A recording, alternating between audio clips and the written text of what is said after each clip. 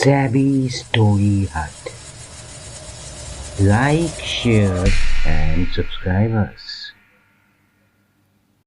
আপনারা শুনছেন স্যাভি স্টোরি হাট, আর আমরা আপনাদের জন্য নিয়ে এসেছি বাংলা সাহিত্যের ছোট গল্পের সম্ভার। আজ আমরা শোনাবো বাংলা সাহিত্যের এক উজ্জ্বল নক্ষত্র শরদিন্দু বন্দ্যোপাধ্যায়ের একটি হাড় হিম করা ভূতের গল্প। আমাদের গল্পগুলো আপনাদের কেমন লাগছে অবশ্যই কমেন্ট করে জানান। যদি আমাদের গল্পগুলো ভালো লেগে থাকে অবশ্যই লাইক, শেয়ার, সাবস্ক্রাইব করে আমাদের উৎসাহিত করুন। আমাদের আজকের নিবেদন শরদিন্দু বন্দ্যোপাধ্যায় রচিত ভৌতিক গল্প কামিনী। উপস্থাপনায় সব্যসাচী ও পৃথা। শুরু করছি আজকের গল্প কামিনী।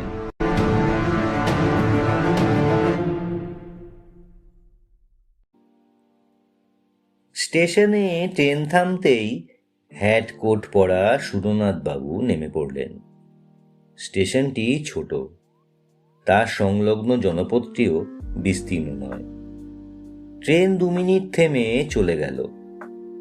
সুরনাথ ঘোষ একজন পোস্টাল ইন্সপেক্টর। সম্প্রতি এদিকটার গ্রামাঞ্চলে কয়েকটি নতুন পোস্ট অফিস খুলেছে। সুরনাথ বাবু সেগুলো পরিদর্শন করতে এসেছেন। এর আগে তিনি এদিকে কখনো আসেননি। ছোট সুটকেসটি হাতে নিয়ে তিনি স্টেশন থেকে বের হলেন। সঙ্গে অন্য কোনো লটবহর নেই। সুটকেসের মধ্যে আছে এক সেট প্যান্টলুন, ধুতি, গামছা, সাবান, দাঁত মাজবার ব্রাশ, পেস্ট ইত্যাদি। স্থানীয় পোস্ট অফিসটি স্টেশনের কাছেই। ডাক এবং তার 2 আছে, কিন্তু সবই শহরের অনুপাতে। একজন পোস্টমাস্টার, একটি কেরানি ও 2 জন পিয়ন। পোস্ট অফিসের পশ্চাৎভাগেই পোস্টমাস্টার সপরিবারে বাস করেন। বেলা আন্দাজ 11টার সময় সুরনাথ বাবু পোস্ট অফিসে এসে নিজের পরিচয় দিলেন। পোস্টমাস্টার খাতির করে তাকে ভিতরে নিয়ে গেলেন। আরে কি সৌভাগ্য স্যার, আসুন আসুন, ভেতরে আসুন। দুপুরের খাওয়া দাওয়ার ব্যবস্থা পোস্টমাস্টার বাবুর বাসাতেই হলো। মধ্যাহ্ন ভোজনের পর সুরনাথ বাবু ঘণ্টাখানেক বিশ্রাম করলেন। তারপর আবার ধরাচুরো পড়ে যাবার জন্য প্রস্তুত হলেন। ইতিমধ্যে তিনি খবর নিয়েছেন যে 3টি পোস্ট অফিস পরিদর্শনে তিনি যাবেন তার মধ্যে সবচেয়ে যেটি নিকটবর্তী সেটি 12 মাইল দূরে। কাঁচা পাকা রাস্তা আছে। সুরনাথ তার পিয়নের সাইকেলটি ধার নিয়েছেন। আজ সন্ধ্যার সময় নির্দিষ্ট গ্রামে পৌঁছবেন। কাল সকালে সেখানকার পোস্ট অফিস তদারক করে আবার সন্ধ্যার পূর্বেই ফিরে আসবেন। তারপর দিন আবার অন্য পোস্ট অফিসের উদ্দেশ্যে যাত্রা করবেন।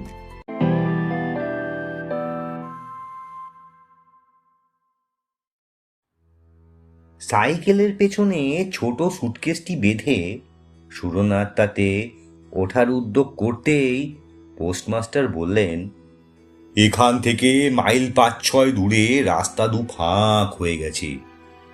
ডান হাতি রাস্তা দিয়ে গেলে একটু ঘুর পড়ে বটে, কিন্তু কিন্তু আপনি ওই রাস্তা দিয়েই যাবেন স্যার। কেন, বাঁহাতি রাস্তা কি দোষ করেছে? ও রাস্তাটা ভালো নয় স্যার।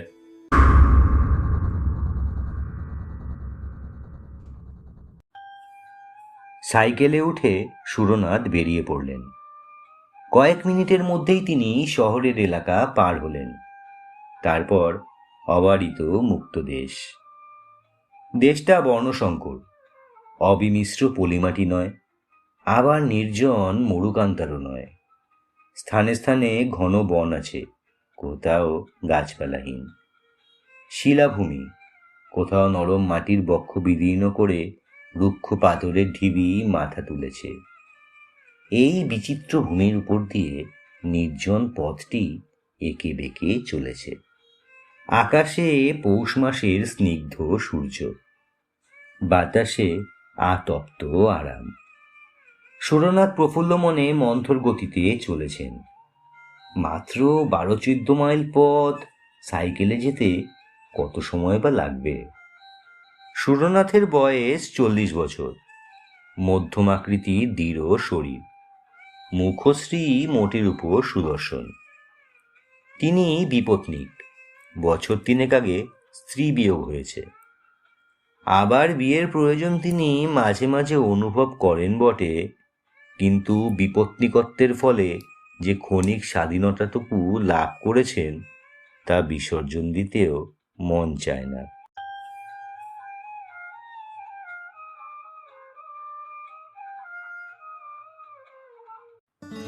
তিনি যখন 6 মাইল দূরস্থ পথের দ্বিমুখে পৌঁছলেন, তখন সূর্য পশ্চিম দিকে অনেকখানি ঝুলে পড়েছে। সম্মুখে দুটি পথ ক্রমশ পৃথক হতে হতে ধনুকের মতন বেঁকে গিয়েছে।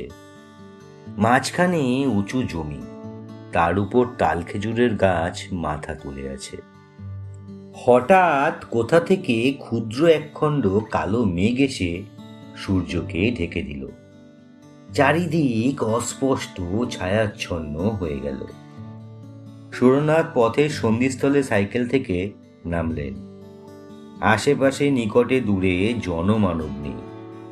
আকাশ নির্মল, কেবল সূর্যের মুখের উপর এক ফালি কালো মেঘ লেগে রয়েছে, যেন সূর্য মুখোশ পড়েছে।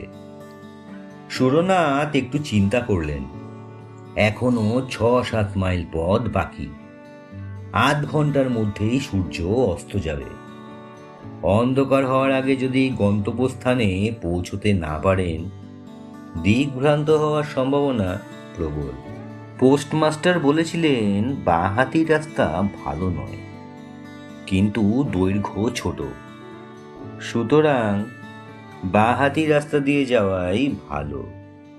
অনেকটা রাস্তা সাশ্রয় হবে ভেবেই সুরনাথ সাইকেলে বাঁহাতি রাস্তা ধরলেন। তবে পোস্টমাস্টার মিথ্যে বলেননি। পথ অসমতল ও পাথুরে, কিন্তু সাবধানে চললে আছাড় খাওয়ার কোনো ভয় নেই। সুতরাং সুরনাথ সাবধানে অথচ দ্রুত সাইকেল চালিয়ে দিলেন।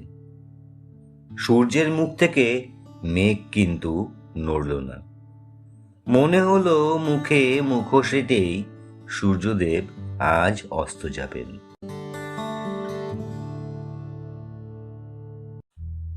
এইভাবে মিনিট 20 সাইকেল চালানোর পর সুরনাথ সামনে একটি দৃশ্য দেখে আশান্বিত হয়ে উঠলেন।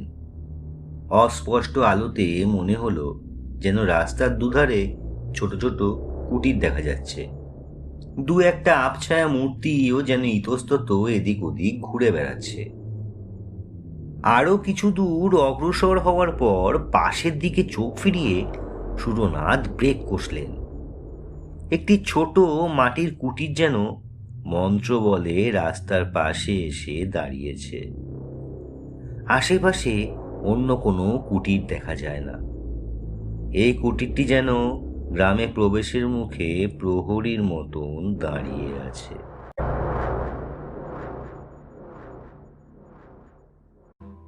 সুরনাথ রাস্তার ধারে যেখানে সাইকেল থেকে নামলেন, সেখান থেকে গজ 3 দূরে কুটিরের দাওয়ায় খুঁটিতে ঠেস দিয়ে একটি যুবতী বসে আছে।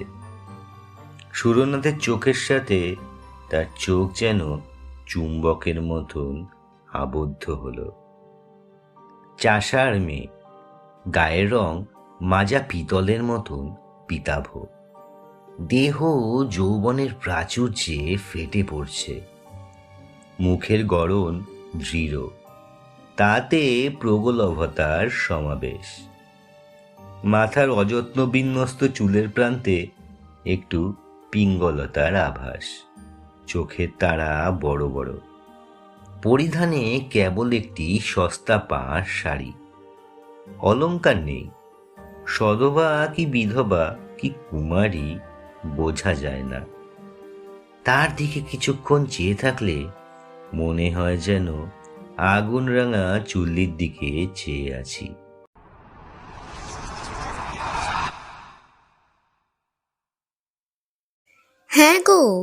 তুমি কোথায় যাবে? যুবতী প্রশ্ন করল।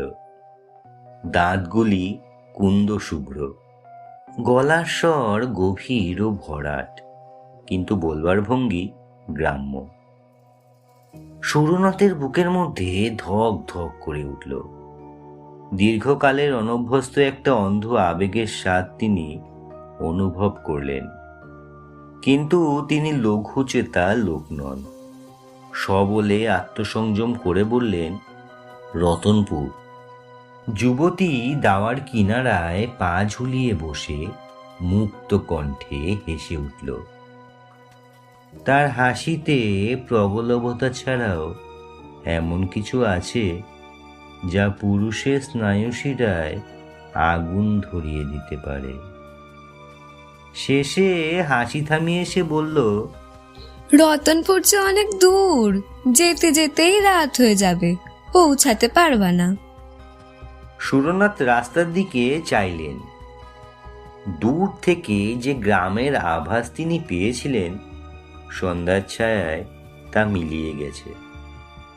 তিনি উদ্বেগ স্বরে বললেন, তাহলে গ্রামে কি কোথাও থাকার জায়গা আছে? এখানেই থাকো না। সুরনাথ চকিত চোখে যুবতীর দিকে চাইলেন। যুবতীর দৃষ্টিতে দুরন্ত আহ্বান, আরো কত রহস্যময় ইঙ্গিত। সুরনাথের বুকের মধ্যে রক্ত তোলপাড় করে উঠল।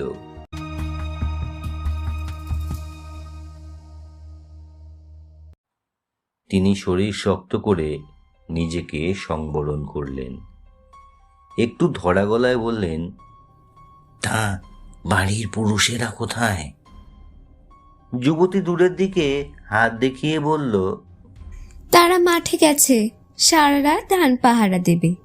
মাঠে ধান পেকেছে, পাহারা না দিলে চোরে চুরি করে নিয়ে যাবে। সুরনাথ গলার মধ্যে একটা সংকোচ অনুভব করলেন। বললেন, তা যদি অসুবিধে না হয় এখানেই থাকব। যুবতী শুভ্র দন্ত বিকীর্ণ করে হাসল। প্রায় অন্ধকারে তার হাসিটা দীপাবলির আলোর মতন ঝলকে উঠল। সে বলল, তোমার গাড়ির দাওয়ায় তুলে রাখো, আমি আসছি। খানিক বাদে যুবতী ঘরে প্রবেশ করল। একটি মাদুর এনে দাওয়ায় একপাশে পেতে দিল। এক ঘটি জল ও গামছা খুঁটির পাশে রেখে সে বলল, হাত মুখ ধো, চা খাবে তো? আমি এখনই তৈরি করে আনছি। এই বলে যুবতী ঘরের মধ্যে চলে গেল। সুরনাথ হাত মুখ ধুয়ে মাদুরে বসলেন। ঘরে প্রদীপ জ্বলে উঠল। আলোর হলুদ বর্ণের ধারা দাওয়ার উপর এসে পড়ল। বাইরে নিরন্ধ অন্ধকার, চরাচর গ্রাস করে নিচ্ছে যেন। সুরনাথ বসে চিন্তা করতে লাগলেন। তার মানসিক অবস্থার বর্ণনা অনাবশ্যক। ব্যাধের তীর খাওয়া হরিণ অথবা আগুনের মুখে ছুটে চলা পতঙ্গের মানসিক অবস্থা কে কবে বিবৃত করেছে?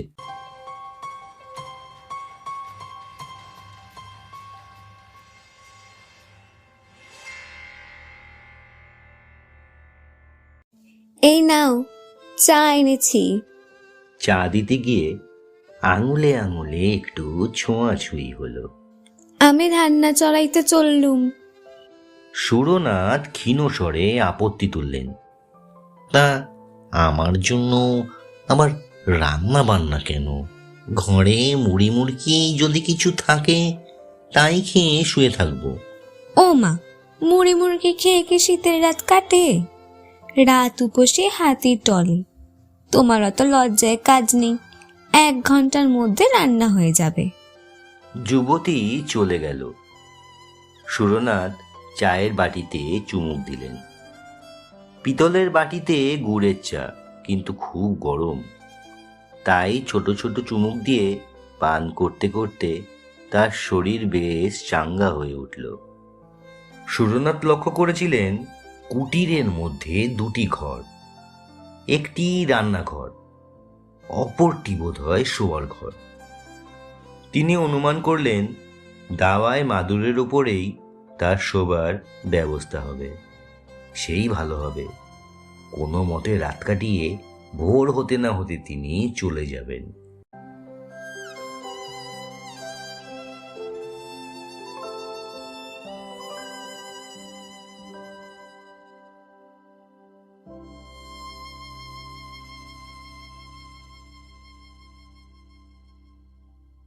ঘণ্টাখানেক পরে যুবতী দরজার কাছে এসে বলল, ভাত বেড়েছি, খাবে এসো।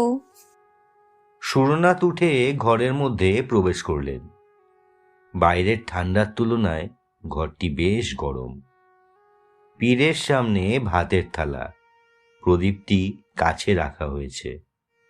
আয়োজন সামান্যই, ভাত, ডাল এবং একটা চচ্চড়ি জাতীয় তরকারি। সুরনাথ খেতে বসলেন। যুবতী অতি সাধারণ গৃহস্থালির কথা বলতে বলতে ঘরের এদিকে ওদিকে ঘুরে বেড়াতে লাগলো। সুরনাথ লক্ষ্য করলেন রান্না করতে করতে যুবতী কখন পায়ে আলতা পড়েছে।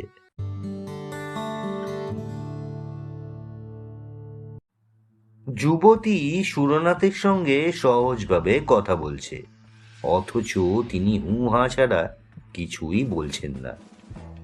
বিপদের সময় যে ডেকে ঘরে আশ্রয় দিয়েছে, খেতে দিয়েছে, তার সাথে অন্তত একটু মিষ্টি আলাপ করার প্রয়োজন আছে। তিনি শামুকের মতন খোলার ভেতর হতে গলা বাড়িয়ে বললেন, তা তোমার নাম কি? এক ঝলক হেসে যুবতী বলল, কামিনী।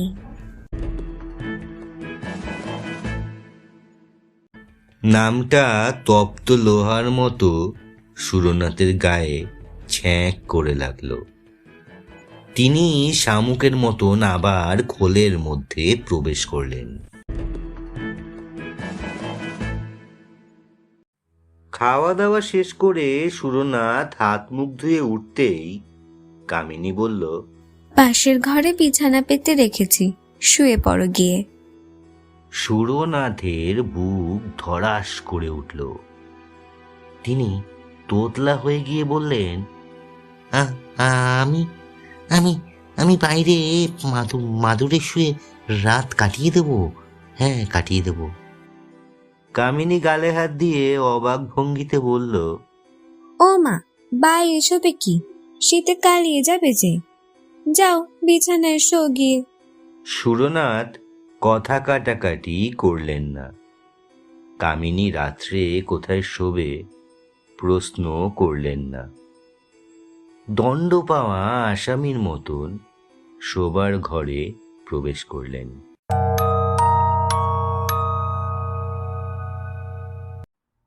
ঘরে একটি প্রদীপ জ্বলছে। মেঝের ওপর খড় পেতে তার উপর তোশক বিছিয়ে শয্যা। সুরনাথ সুটকেস এনে তার ভেতর থেকে জামা কাপড় বার করে তা পরিবর্তন করলেন। তারপর প্রদীপ জেলে রেখেই শুয়ে পড়লেন।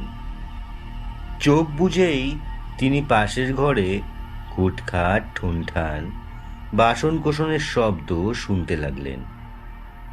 ইন্দ্রিয়গুলি অতিমাত্রায় তীক্ষ্ণ হয়ে উঠেছে। তার মনের উত্তাপ একটি সুদীর্ঘ নিঃশ্বাসে বাইরে বেরিয়ে এলো।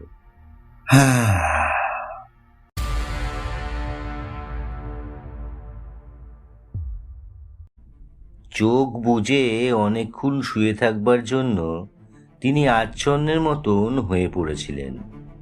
হঠাৎ চটকা ভেঙে গেল। তিনি চোখ খুলে দেখলেন কামিনী নিঃশব্দে কখন তার বিছানার পাশে এসে বসেছে। তার মুখে বিচিত্র হিংস্র মধুর হাসি। হরনাথের বুক ধড়পড় করে উঠল। এই নির্মম মাধুর্য যেন তিনি সহ্য করতে পারছেন না।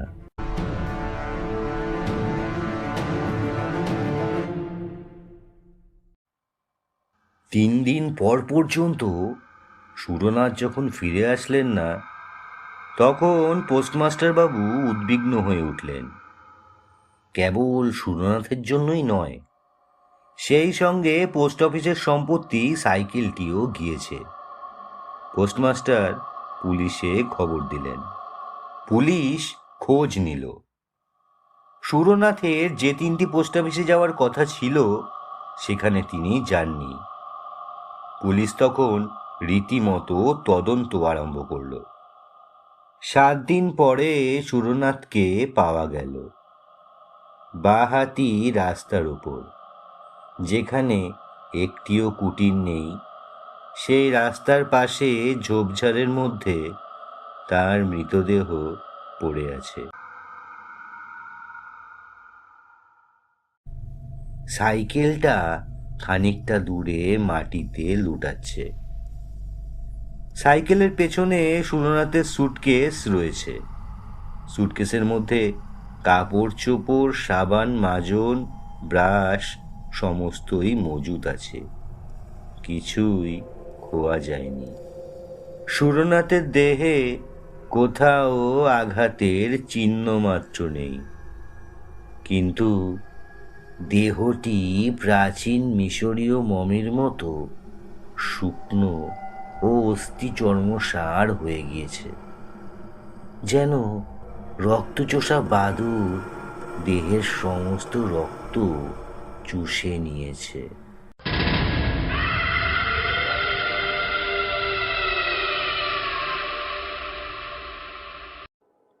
পুলিশ হাসপাতালে লাশ চালান দিল।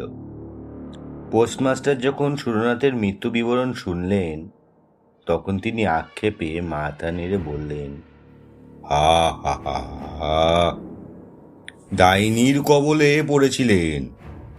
কামিনী ডাইনি এখনো এ তল্লাটে আছে, মায়া বিস্তার করে বেচারিকে টেনে নিয়েছিল।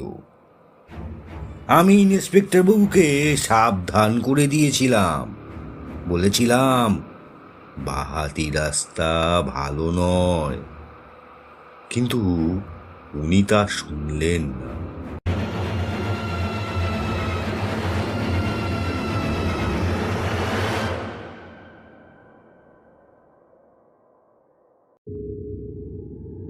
শেষ করছি আজকের গল্প শরদিন্দু বন্দ্যোপাধ্যায় রচিত কামিনী। উপস্থাপনায় আমি সব্যসাচী, কামিনীর চরিত্রে পৃথা। আপনারা শুনছেন স্যাবি স্টোরি হাট।